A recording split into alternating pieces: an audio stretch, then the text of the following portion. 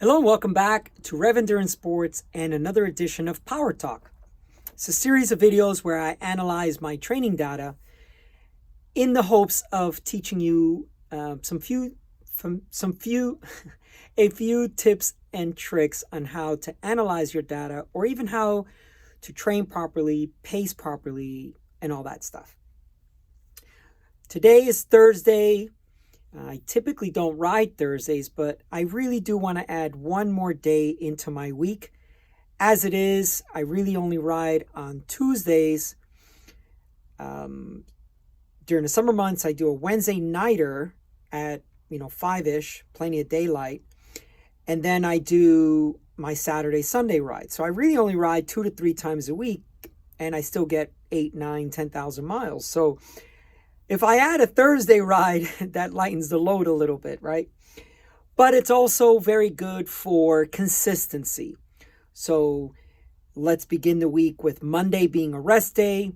Tuesday I go out. Then Wednesday a rest day, but also a full-on work day. Thursday, the new ride. Shorter, sweet, and get back to the shop. And then Friday a rest day, unless it's Jess's work weekend, and then we ride early Friday morning because then she can't ride all weekend. And then I ride Saturday and or Sunday. And then once again, Monday is a rest day. So if I can get in 3 days a week, 4 days a week, that's a little bit more consistent. Anyway, so I want to take you through what I do when I get back off of a ride. Every time you throw your leg over the bike, you should have a goal. What is the goal for that ride? What is your training objective? If your training objective is not to train, then that's your objective, right? But if you are training and you do have a goal in mind, you have an event coming up, every time you throw your leg over that bike, what is the training objective for today? Is it a recovery ride? Is it a zone 2 ride? Is it chase rabbits all day long on your favorite course? Is it threshold? Is it, hammer all the rollers and recover on all the flats? Every time you ride, you should have an objective. Even if that objective is, I'm not doing anything today, but just riding my bike and enjoying the sunshine, enjoying the scenery and all that stuff. Okay, so let's take a look at this ride. And I did a little bit of prep work so that our time would be a little bit more effective. So here's the ride, and I'm going to click on this. And then I've already made a note in here, right? And there's the note, basically a new Thursday ride. And basically all I do is I copy over my Strava title. It just makes it easier for me later if I'm searching for a ride. Then I just have the same title in my Strava as I have in my Training Peaks. Then here, what was the description of the ride? Well, it was supposed to be a zone 2 ride for 2 hours.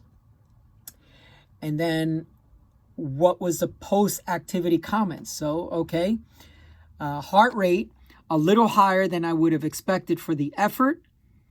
There's always a perceived effort that you go through and you say, okay, well, how did I feel? And based on the data that I saw, right? And then it was just very windy, and we have a condition called Santa Ana winds, which means winds coming in from the desert. So this being a zone 2 ride, I would say it would be a moderate ride, right? On the low end of moderate. Okay, so there you go. That's the first couple of things. There's your summary, but we're not going to get bogged down in the summary just yet. What we want to do is save that edit that I just made, and now we want to analyze the data. Now, the very first thing I'm going to look at, and by the way, I mentioned this in other videos, if for some reason you have some crazy number while you're riding, let's say you're riding at 80 something heart rate, and all of a sudden you see it spike up to 185 heart rate, you can go back in here and edit that. Same thing with your power, but let's move away from that for the time being. And what we want to look at is this bar graph here, because what my goal was to get about 2 hours of zone 2 work. So we mouse over that tall bar, which is zone 2, 1 hour, 37 minutes.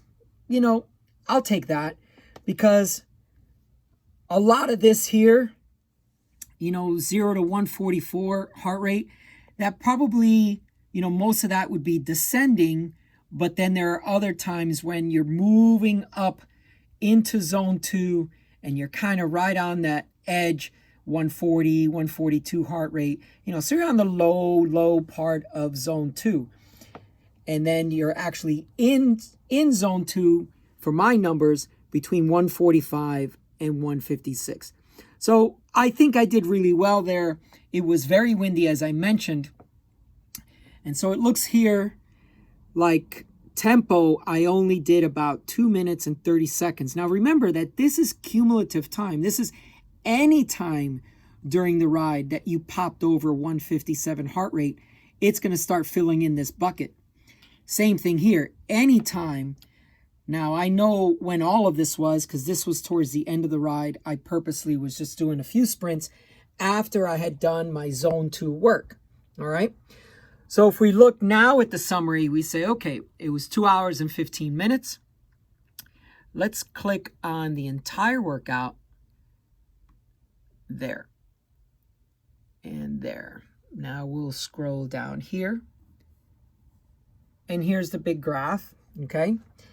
Now, in the past, I've shown you that I clean this graph up. So if you are just coming to my channel for the first time, for endurance work, you're not doing actual interval work, and even in interval work, you'd probably want to smooth this out a bit. But I don't need it to be so pointy, right? I'm an endurance cyclist. I want to see that. And here, I don't really care about RPM, so I'm going to hide that. I don't really care about miles per hour. It's irrelevant. And the temperature, yeah, it was cold. So I don't need to know that anymore. All right, so there is what the ride looks like. And let's make it by time so that the graph is a little bit more, you know, so it's not slanted to the side. I'm sorry, distance, that's what I meant to say. All right, so there's the ride. And super windy today. And then the last climb, it's about a 3-mile climb. So what I want to do now is say, okay, for the entire ride, we'll look at the data real quick. Heart rate was 147. And let's see if we can blow this up a little bit to make it easier to read everything. Okay, so 147, and we have a max of 171. Like I said, I did some sprints towards the end of the ride. And,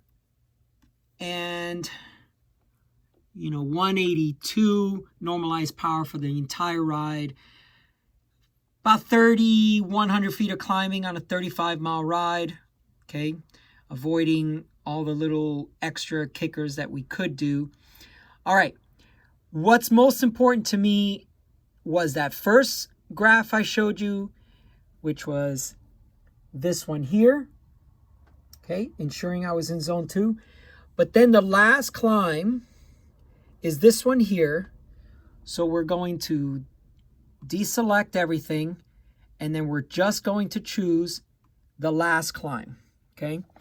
Now this climb is a hill repeat climb in this area. It's about 3 miles. It's got a very shallow approach and then steepens up and stays at about 6.5 to 7%. And it is just a great hill repeat climb. It's 3 miles.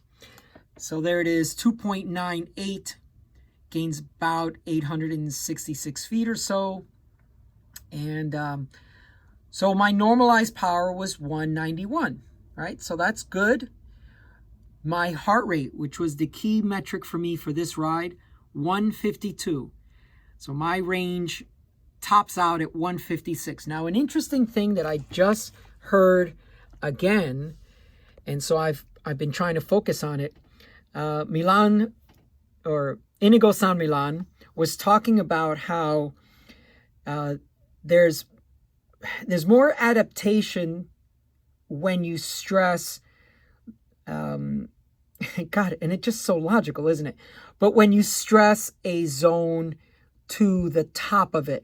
So my zone 2 top of the zone is 156. And so I tried to stay above 150 to 152 for the entire climb. That way I'd be really close to 154, 155. And there's another guy I watch. He's a Scottish guy. I think it's Kinetic Cycling. And he has these long 1-hour live sessions. But one of the things he says is, a tripwire, right? So as he's getting really close to that heart rate or that whatever that zone is, he calls it a tripwire. So right around 154, I start backing off on the pedal force, and then I can see it climb up 155 because heart rate is reactive. I see it climb up to 156, and if I time it just right, I will not pop over 156. Okay, what we're going to do now is we're just going to zoom in on this effort only. And even if I take the smoothing away, you'll still see a very solid, very little spikes. Now those dips, so that dip there and that dip there, there's traffic lights. And so sometimes I back off the power, try to coast to the traffic lights so I don't actually have to come to a complete stop and then keep going. So even with the smoothing all the way turned off, you can see that the heart rate is very, smooth. So let's put it back on. All right. And what I was looking for in that zone or in that interval, that last climb, was, I think about a lot of the comments that my viewers make. And they say, oh, but what do I do when it's windy? What do I do when I'm on a hill? Well, you use your power meter. You use your heart rate monitor if you don't have a power meter, and you just maintain your effort so that you don't pop into a zone that you don't want to be in. If you're following wheels and you have to follow wheels, hey, you know what? You're riding as fast as the fastest rider on that climb on that day. But if you're out training and you're out trying to hold a zone for a specific effort and time frame, then use your power meter, use your heart rate monitor, or if you don't have any of that, then use that conversational breathing effort check of, oh, can I hold a conversation with someone right now? And you know what? If there's no one around you, start talking. Just talk to yourself. Can you hold a conversation while doing that effort? Because you don't have a power meter, you don't have a heart rate monitor, right? Okay, so that's the effort. And then after that, it was just a free-for-all. I was just, I had done my 2 hours worth of work. And then for here's the last 9 minutes, which is now there's a downhill, a few sprints here and there. And it was by design so that the last 8 minutes, my normalized power was 248 and max power of 817 and 171. But this was after I had done all my zone 2 efforts or time frame, because the other thing that is common or has become common knowledge now is that if you're in a zone 2 training ride and you go into zone 3 for too long a period of time, so not just a traffic light or a tiny little roller, but if you pop into that zone 3, now the common knowledge is, well, it may take you 30 minutes or 20 minutes or something to reset, to get rid of all that lactic acid, to reabsorb it into your bloodstream and into your muscle group, into your muscle fibers, before you can get back to zone 2, before you've cleared all that lactic acid, and then you're back in zone 2. Okay, anyway, that's all for today. I know that these videos don't get much views, but I am hoping that over time, these will become a little bit more relevant and YouTube pops them up a little bit more and we get a little bit more of a discussion. Okay, that's all for today. Please like and subscribe. We'll see you up the road.